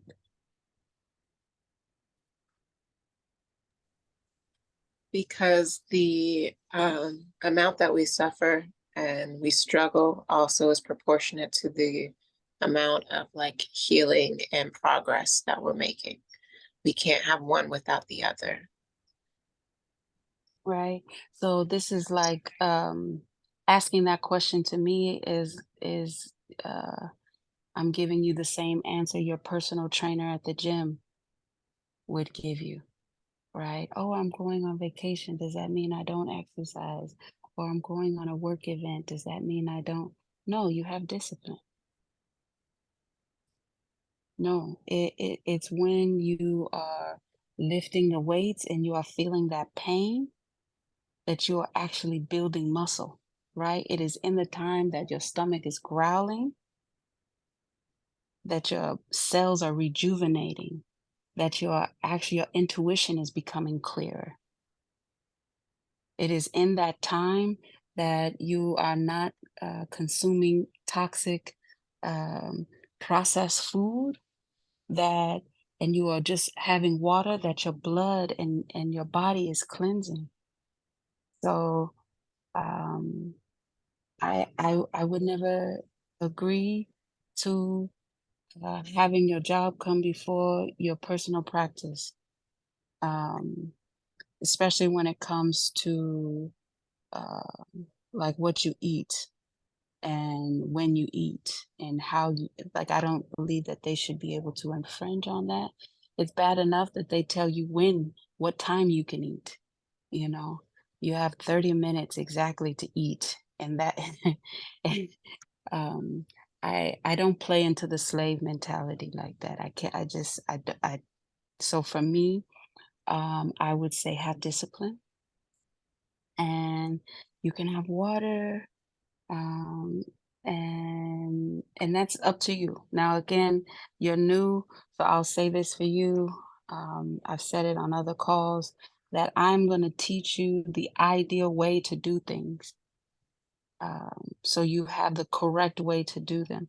Now, if in your everyday application, you apply it differently, that doesn't mean that you won't get benefit.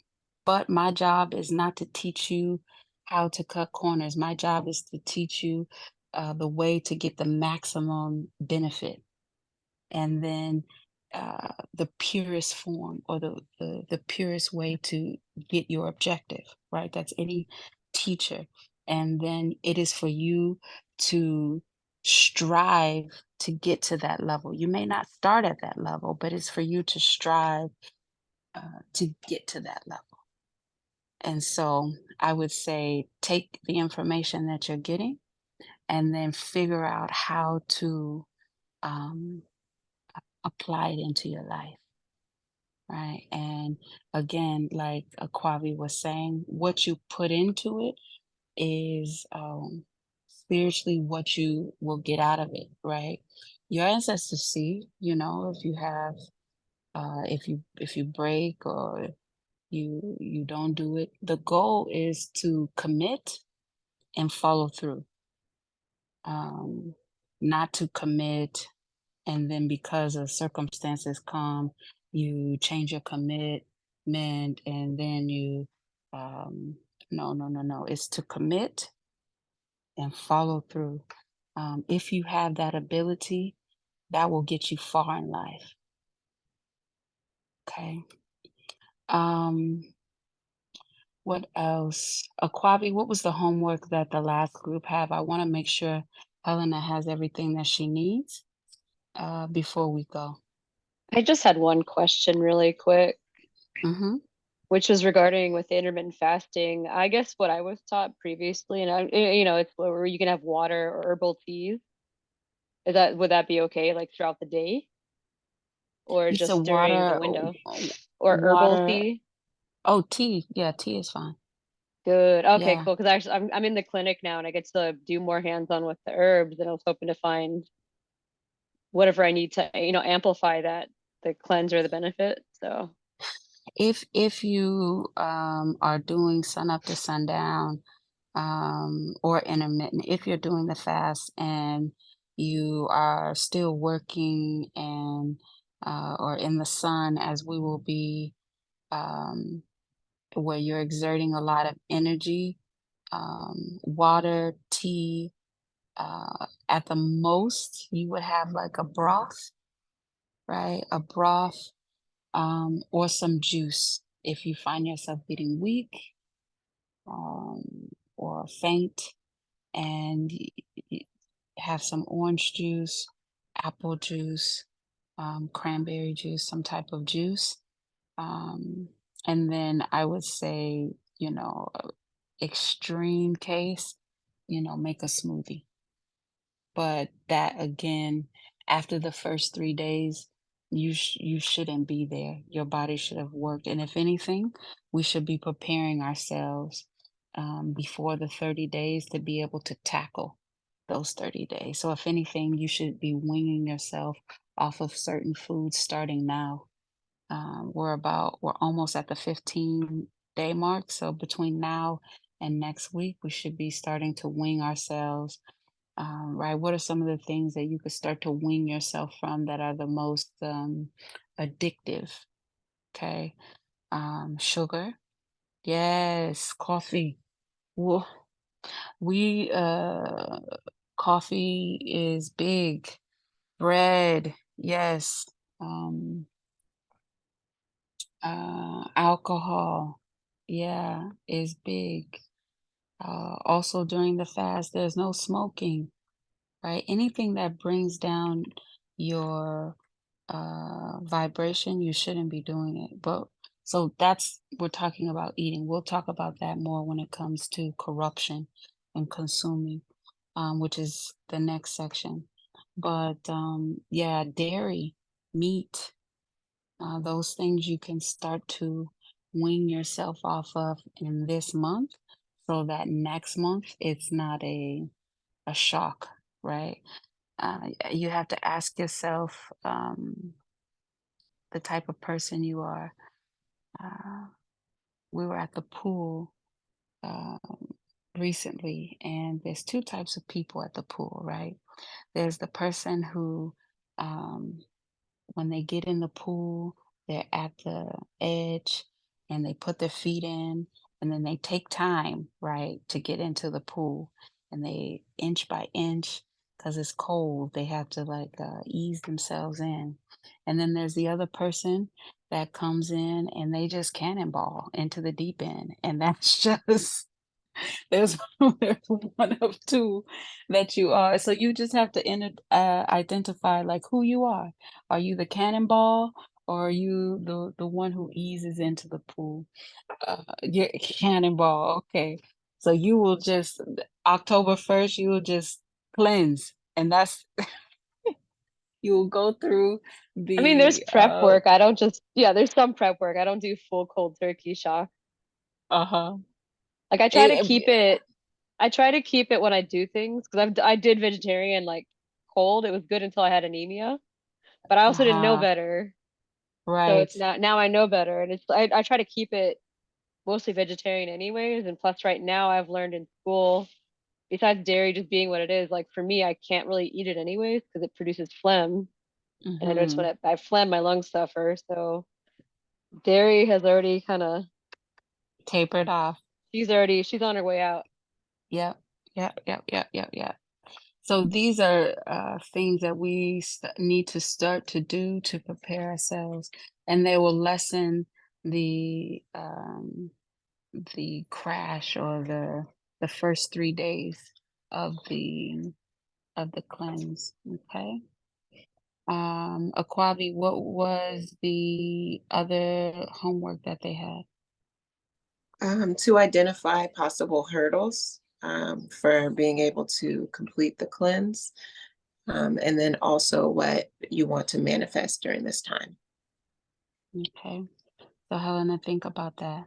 Okay. Um, so that next time we talk, we can start to prepare that, because that will be what I'll be asking for. Okay. I can't wait to do the cleanse with all of you, uniting with full moon ritual.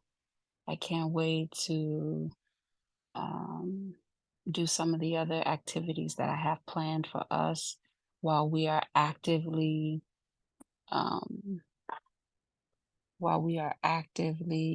working on our purity. There's certain things that we can do during this time that maybe um, we won't have as much power to do other times. And it's like I told the women at the full moon ritual just a week or so ago. When you combine your womb and your person, you represent 4,500 and some odd ancestors. Just you.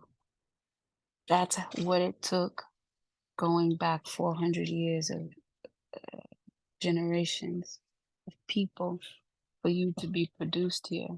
So when you connect that, um, we'll say 2,000, half of those were female ancestors.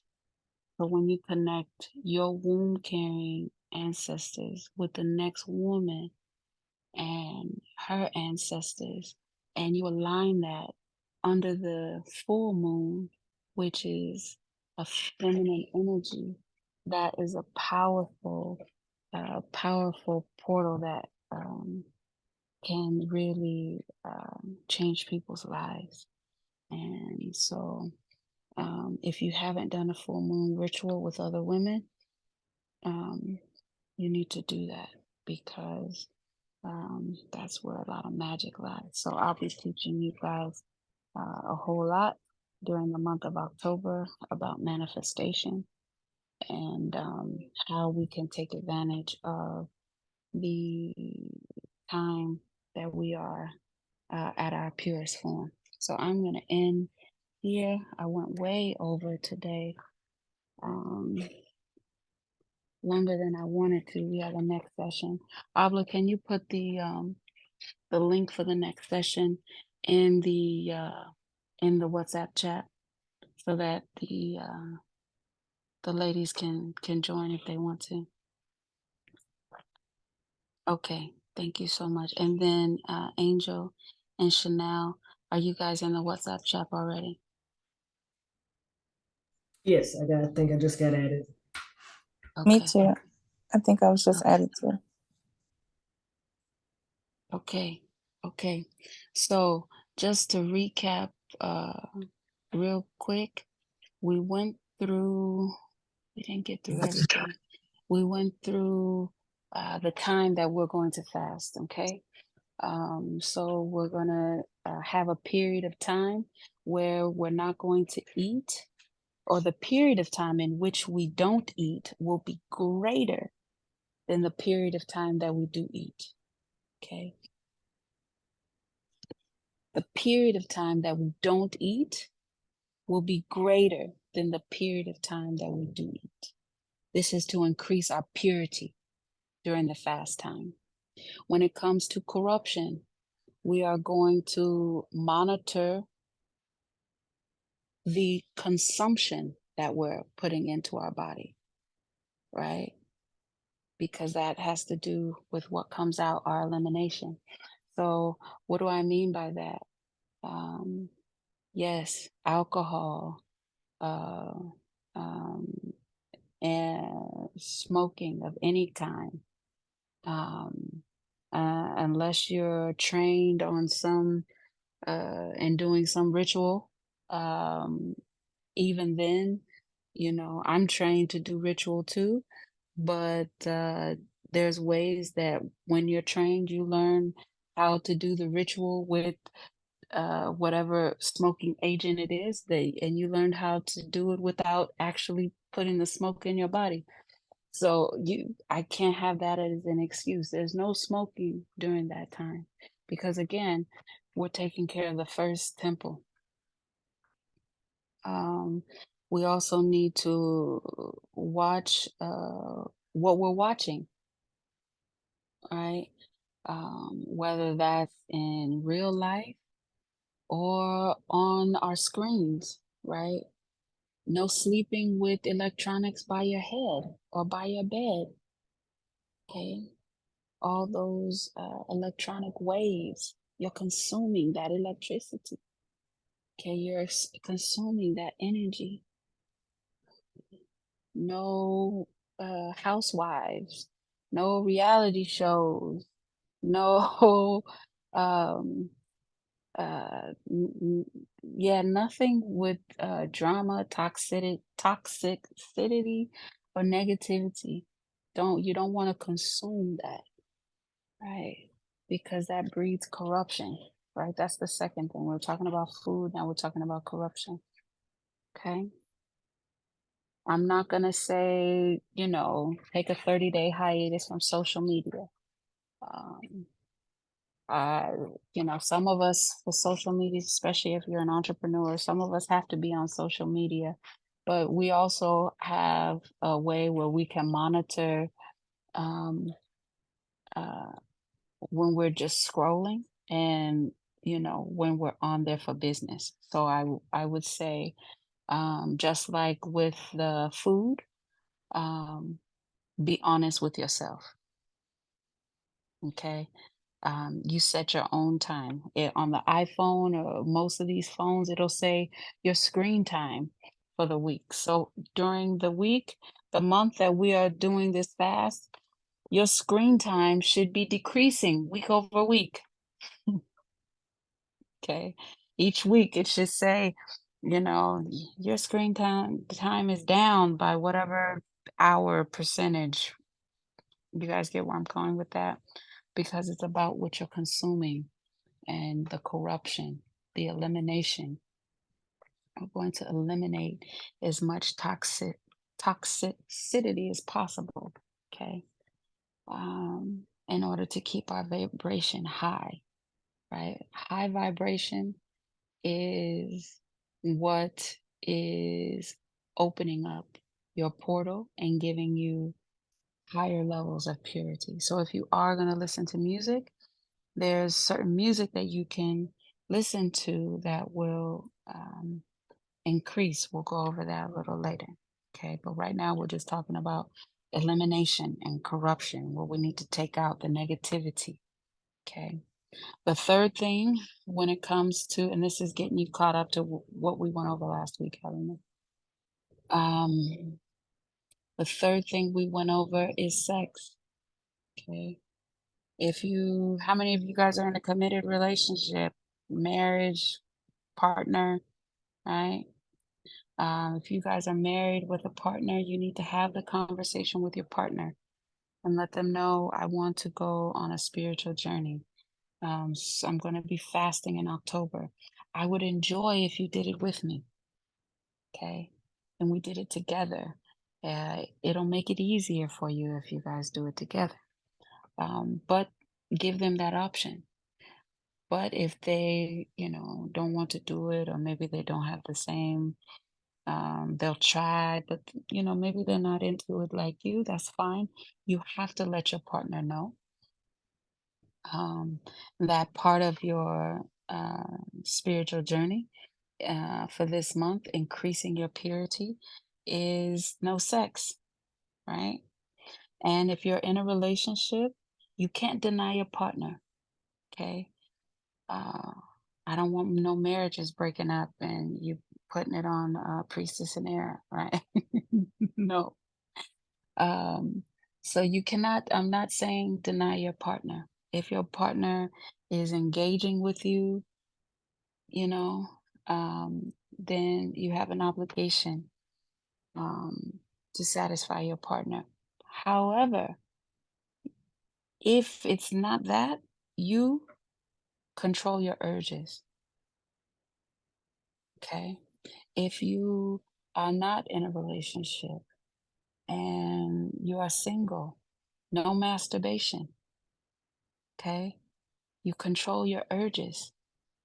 Your body will have its urges, right? Because we're women, we go through different hormonal changes. We have certain um, uh, ways about us. You will have your urges, but again, just like with the food, we have to struggle and sacrifice in order to gain the benefit.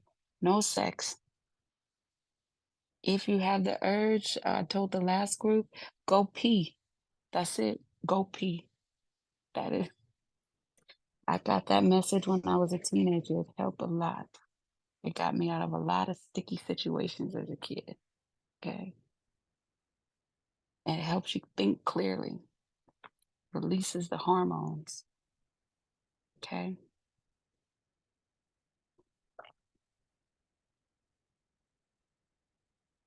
Is of the three, the eating, the elimination, and the sex, which one you think will be the hardest for you to adhere to?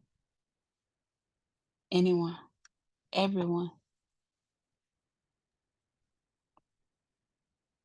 I feel like maybe the eating part sometimes, Hmm.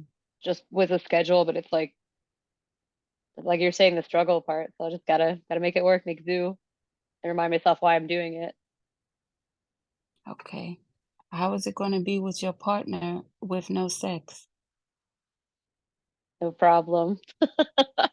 I feel like we're Okay. busy, especially with school. He kind of respects that. So he's like, hey, look, I know you're trying to put your full brain into school. So Okay.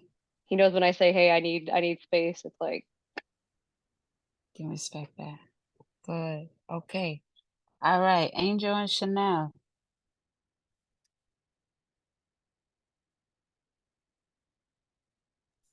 I'd probably say eating because I eat all the time, all day. From the time I wake up till I go to sleep, I'm eating. So it's gonna be eating for me. Okay. Okay. Chanel.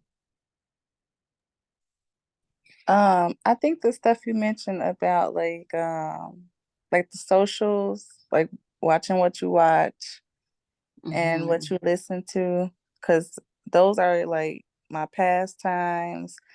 I use it to like transition out of work. So it's like I have like this routine. So I'm gonna have to like focus on trying to like break that routine in like these next couple of weeks before we go into October. Yeah. Yeah. And it's just like we learn with the children, right? As moms, we learn we just don't take anything away from the kids, right? We switch things off, right? If you are a student of spirituality on your journey, you learn about the universal principles, the law of exchange, um, energy exchange. So even in you recognizing that the thing is to recognize, to identify, right? So you identify the hurdle. And then what can I put in replace of that, right? I'm kind of going into next week. but just start to think about that. That's why we identify the hurdles, so that we can come up with an exchange that we can start to do to build new routine, which builds new ritual. Okay. So I appreciate you sharing for that. Okay, we really gotta go. But this has been a So good good. session. Thank you so Yeah. much. You're welcome. You're welcome. I'm glad that we were able to get everyone caught up. Next week, we'll go into the different elements, how water will help us. We'll go deeper into food. We'll go deeper into the spiritual aspects and building ritual and things like that. Okay. So I hope you guys are able to join us next week. Good meeting you, especially Angel. You've been listening to my voice on the podcast for a while. Now you can put a face and movement to it, right? So when the new episodes come up, you can have the visual in your mind. Yeah. Okay, cool, cool, cool, cool. And then any last minute questions before I let you guys go and we log into this other session? No? Well, with that being said, I bid you guys farewell. Be well. Thank y'all. Have a good week. Mhm. Mhm. Bye.